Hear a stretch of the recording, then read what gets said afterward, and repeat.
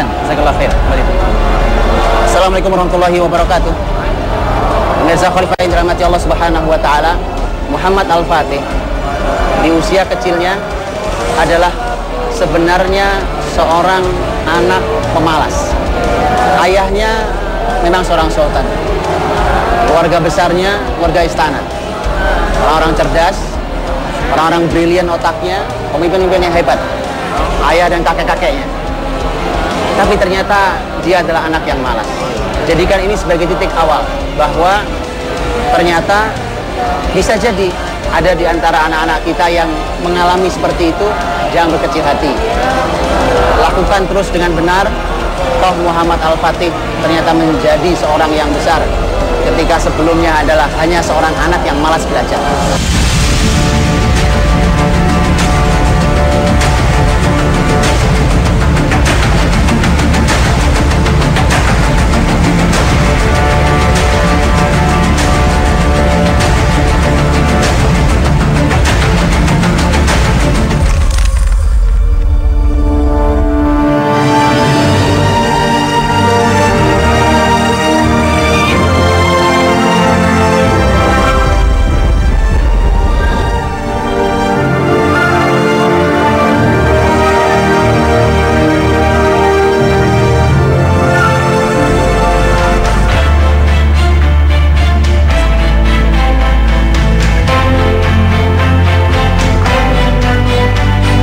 Sultan Muhammad Al-Fatih rahimahullah ta'ala merupakan sultan yang berilmu, sultan yang soleh. Sosok pemimpin negara dan militer yang hebat, bahkan mendapatkan janji kebesaran Nabi Muhammad Sallallahu Alaihi Wasallam.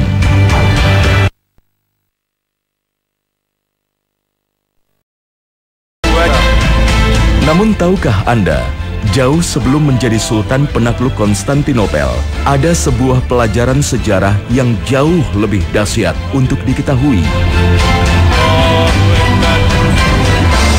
Bahkan sejarah beliau dapat ditiru oleh orang tua manapun yang ingin mencetak karakter anak-anak mereka seperti karakter Sultan Muhammad Al-Fatih, sang penakluk Konstantinopel. Tetapi ini ada pelajaran yang dahsyat di balik kemalasan Muhammad Al-Fatih. Pelajaran itu adalah hati-hati dengan fasilitas. Karena ayahnya Muhammad Al-Fatih adalah sultan, yaitu Sultan Murad II.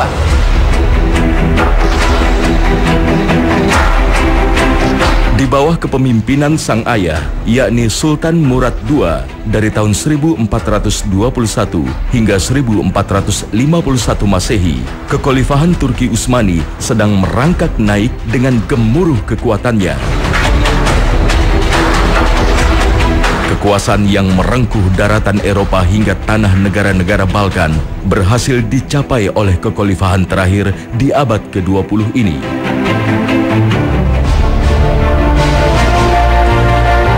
Dengan melihat luas dan besarnya kekuasaan kekhalifahan yang dipimpin sang ayah, Sultan Muhammad Al-Fatih yang masih kecil pun tentu saja mendapatkan banyak sekali fasilitas kerajaan. Seluruh kekayaan sang ayah akhirnya menghasilkan sifat malas pada Sultan Muhammad Al-Fatih kecil. Sang Sultan kecil merasa paling kaya, paling berilmu, dan paling berkuasa.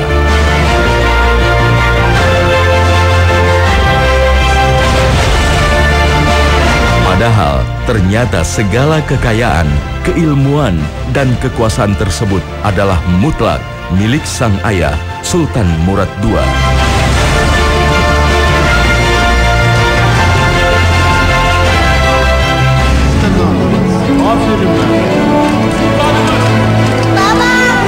Sultan Muhammad Al-Fatih rahimahullah ta'ala dilahirkan di sebuah masa ketika sang ayah, Sultan Murad II, memerlukan generasi penerus kekhalifahan. Maka Muhammad Al-Fatih kecil menjadi satu-satunya penerus kekhalifahan Turki Utsmani setelah wafatnya sang kakak Sultan Alauddin di suatu medan jihad.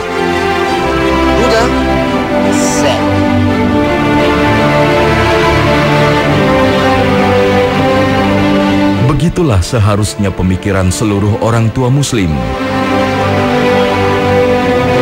Anak-anak yang sejatinya merupakan titipan Allah Subhanahu wa Ta'ala hendaknya mendapatkan pendidikan yang baik untuk nantinya menjadi penerus kebaikan dan kemuliaan orang tuanya. Masalah kemalasan Muhammad Al-Fatih menjadi PR besar bagi ayahnya.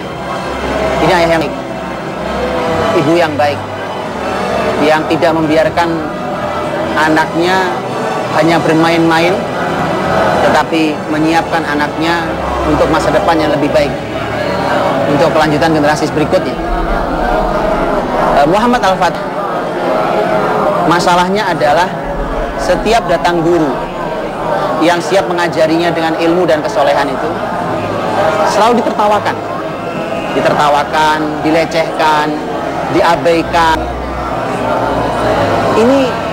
Ini adalah sebuah potret yang sangat berbahaya bagi sebuah pendidikan. Kalau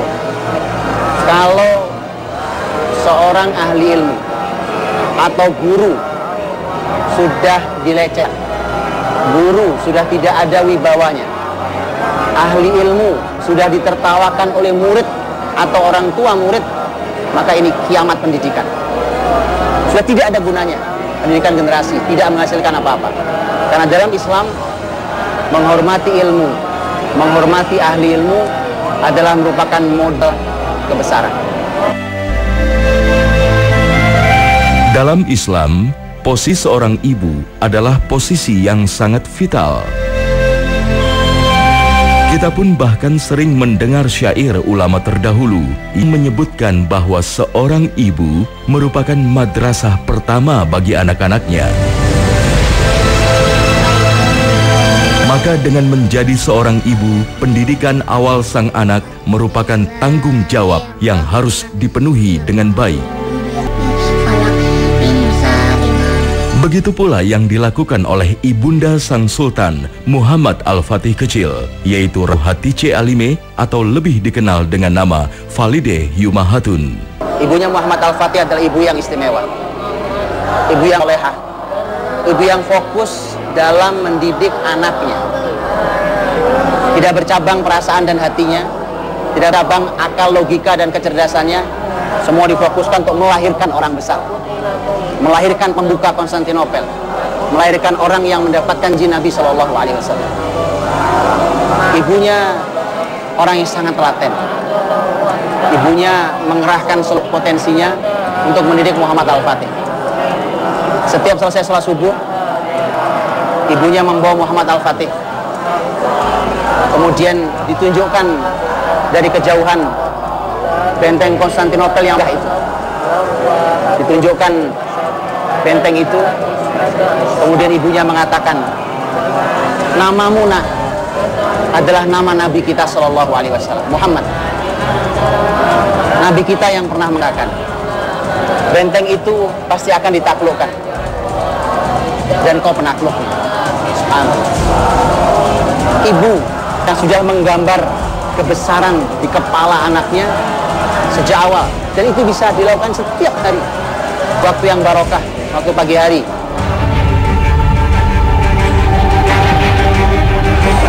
Sang Sultan Murad II percaya pada prediksi Nabi Muhammad SAW yang disabdakan dalam sebuah hadis yang artinya kota Konstantinopel akan jatuh ke tangan Islam. Pemimpinnya yang menaklukkannya adalah sebaik-baik pemimpin, dan pasukan yang berada di bawah komandonya adalah sebaik-baik pasukan. Hadis riwayat Ahmad bin Hanbal.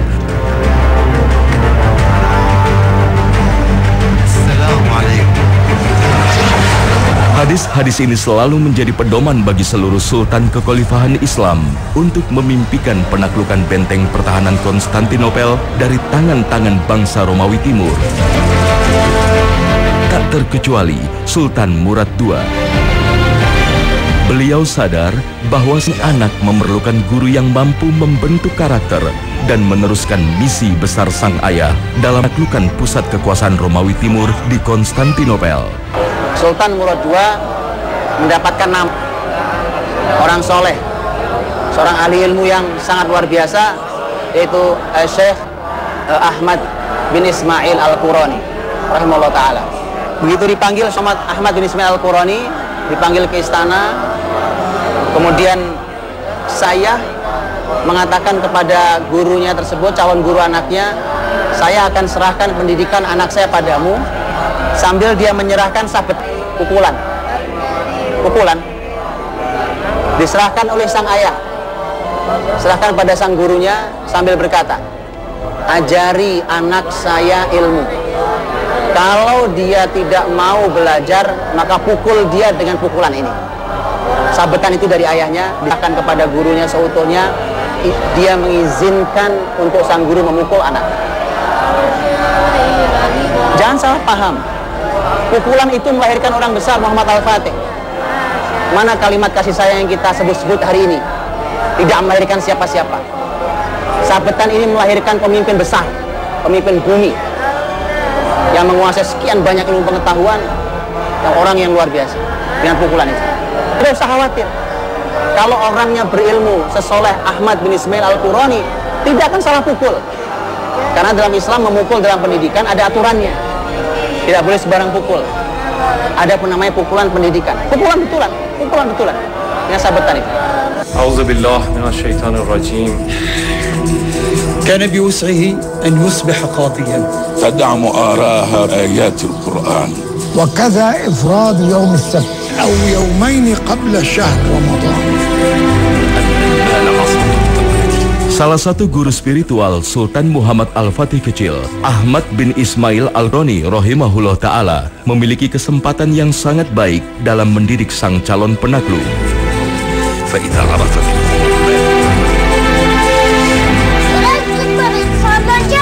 Pada awalnya, mendidik seorang anak sultan yang sangat berkuasa dan terbiasa hidup dengan fasilitas mewah merupakan hal yang sangat berat bagi kebanyakan guru dan pengasuh lainnya.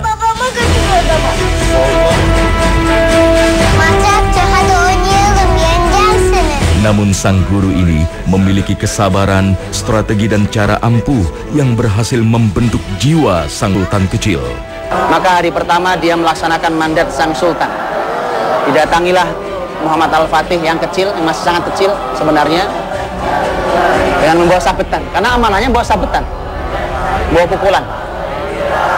Maka kemudian diserahkan ketika bertemu Muhammad Al-Fatih, lagi-lagi seperti kebiasaan Muhammad Al-Fatih, anak itu menertawakan gurunya, tidak menghormati gurunya, melecehkan gurunya. Kemudian diminta belajar, tidak mau belajar. Persis seperti pesan sang ayah, maka yang bicara adalah pukulan itu. Dipukullah oleh Ahmad bin Ismail Al-Qurani, sekali lagi dengan pukulan pendidikan, ada atur. Kemudian itu mengejutkan seorang Muhammad Al-Fatih. Saya, anak sultan, dipukul, dia sangat terkejut. Tapi justru yang perlu dipahami, itulah hari pertama Muhammad Al-Fatih mau belajar. Anda tahu hasil sabetan itu? Muhammad Al-Fatih selesai hafal Quran 30 juz di tangan Ahmad bin Ismail Al-Qurani. Ada yang mengatakan saat itu usianya baru 8 tahun. Mana kasih sayang kita yang kita klaim kita mendengar kasih sayang? Apa yang kita hasilkan dari pendidikan itu? Didik dengan karya, didik dengan kelembutan. Tetapi saatnya harus bicara dengan pukulan akan bicara. Karena semuanya untuk pendidikan dan semuanya untuk kebaikan. Sesuai kebiasaan dalam kekhalifahan Turki Utsmani kala itu, Sultan Muhammad Al-Fatih dikirim untuk mencari pengalaman di sebuah kota bernama Manisa.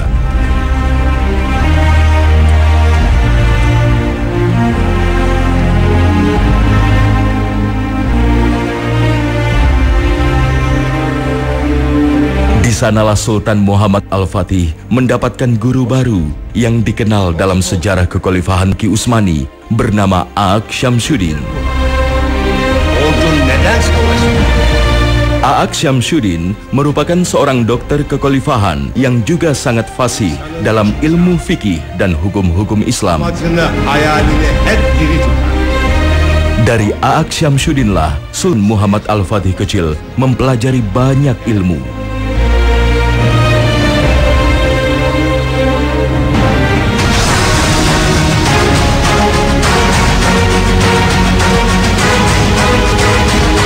Maka pada tahun 855 Hijriah atau 1451 Masehi, Sultan Muhammad Al-Fatih yang baru berumur 20 tahun pun naik tahta menggantikan sang ayah yang wafat setelah mengalami sakit.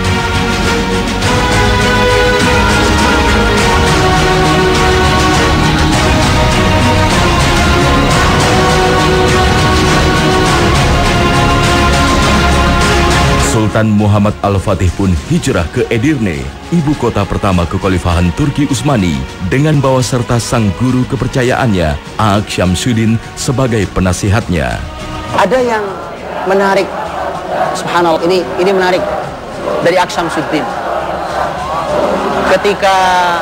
Ketika Muhammad Al-Fatih sudah jadi sultan, suatu hari dia di majelisnya ada gurunya, Ag Syamsuddin. Muhammad Al-Fatih sudah jadi sultan. Kemudian Muhammad Al-Fatih bertanya pada sang guru, "Guru, izinkan saya bertanya. Sampai hari ini saya masih ingat ketika guru pernah memukul saya. Nampaknya pernah dipukul juga oleh Ag Syamsuddin. Guru pernah memukul saya. Padahal saya yakin saya tidak punya kesalahan. Tidak lupa pukulan itu guru. Saya tunggu hari ini, saya mau bertanya pada guru." Saat itu sekarang sudah jadi sultan muridnya. Jawaban sang guru, subhanallah, jawaban gurunya. "Nah, aku lakukan itu karena aku tahu hari ini akan tiba. Hari di mana kau akan bertanya padaku, mengapa aku pukul, padahal kau tidak salah. Dan benar kamu tidak salah." Ag Syamsuddin mengatakan, menjawab, kata Ag Syamsuddin, "Kamu tahu nak, kalau kamu tidak pernah lupa dengan pukulan itu, karena kamu memang tidak bersalah. Aku lakukan itu karena aku tahu kau akan jadi sultan. Begitulah orang-orang yang kau zalimi. Dia tidak pernah bisa tidur dengan kezaliman yang kau lakukan.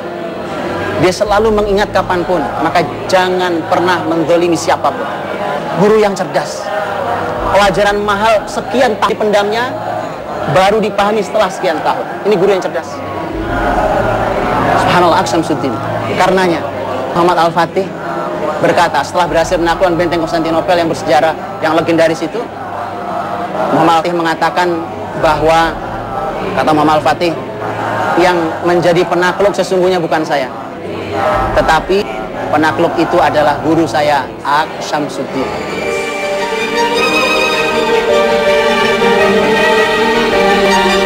Sejarah pendidikan masa kecil Sultan Muhammad Al-Fatih telah memberikan contoh dalam pembentukan karakter anak-anak kita sebagai generasi Islam yang kompeten di masa depan.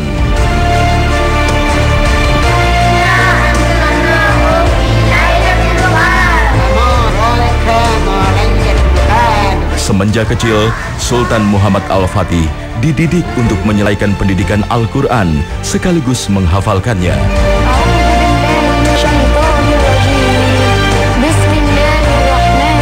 Dan lebih daripada itu, beliau juga dikali cara mengamalkan apa yang telah difirmankan Allah Subhanahu wa Ta'ala dalam Al-Quran Al-Karim.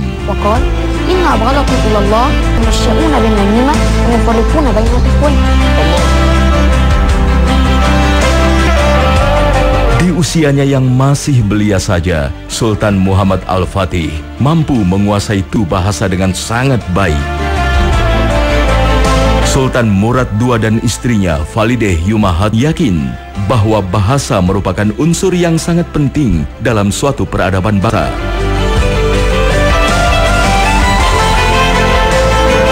Dimulai dari bahasa nasionalnya, bahasa Turki, bahasa Arab sebagai bahasa utama Muslim dunia, bahasa Rusia, Serbia, Italia, dan bahasa-bahasa dari negara lain di kawasan Eropa dan Balkan.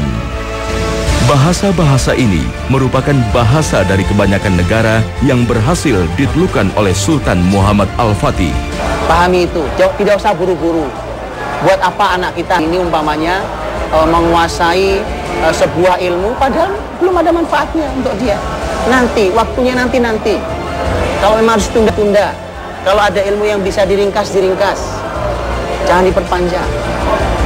Ada ilmu yang harus didahulukan, jangan diakhirkan. Ada ilmu yang harus diutamakan, jangan sampai diabaikan. Dan kita selalu, kaidah umumnya adalah bermula dari akhirat, baru kemudian urusan dunia. Maka ini adalah urutan, perhatikan urutan, bukan hanya masalah semangat sebanyak mungkin memberikan ilmu. Bukan hanya itu, karena ilmu juga harus ada urutannya. Karena ilmu yang baik disampaikan di waktu yang salah, maka hasilnya tidak baik. Makanya pesan untuk semua orang tua, kalau mau pendidikan anak-anaknya berhasil, jangan salah memilih guru, itu satu. Pilih guru yang soleh dan berilmu. Dan yang kedua, serahkan seutuhnya. Serahkan seutuhnya. Kalau Anda percayakan serahkan seutuhnya, bahkan sampai kalau memang harus dihukum, hukum. Kalau memang harus cubit-cubit, kalau memang harus dipukul dengan pukulan pendidikan, pukul. Sungguh sangat menyedihkan ketika dunia pendidikan dihancurkan dengan para guru yang ketakutan oleh orang tua. Tidak ada hasil pendidikan yang istimewa kalau orang tua ternyata ikut campur di dunia pendidikan padahal dia tidak tahu tentang pendidikan. Sebuah kiamat pendidikan pula ketika memang gurunya tidak tahu. Kalau Anda sudah menyerahkannya kepada seorang guru, maka percayakan ya. Dan benar, karena Nabi tidak berkata kecuali dengan wahyu. Konstantinopel sudah dibuka oleh muslimin di tangan Muhammad Al-Fatih tahun 857 Hijriah.